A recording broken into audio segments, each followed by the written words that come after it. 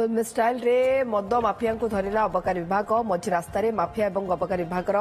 गोड़ागोड़ी दृश्य सामना को 10 किलोमीटर गोड़ाइबा पर मद माफिया सहित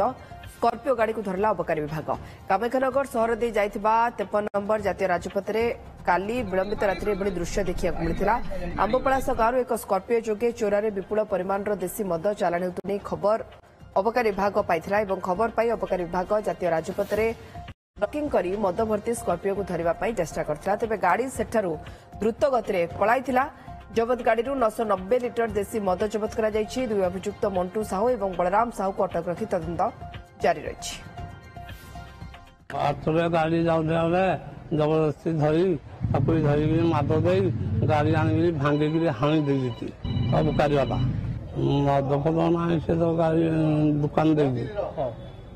सब आनी बेआईन भाव ट्रांसपोर्ट करती फ्रॉम आंबपलास टू अदर माने इवन जिला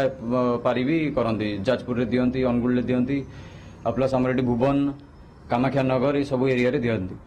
तो ताकू आज आमर खबर थिला कि से गाड़ी आसुची पुणी आउथरे तो आमे आगुर प्रिपेयर्ड थिलु पाखापाखि 6टा 8टा बड़ वेहिकल आमर निजर गवर्नमेंट वेहिकल 3टा 4टा सबू सेड़ा सब मिसेकी आमे गोटे पूरा ताकू इंटरसेप्ट करथिलु एठी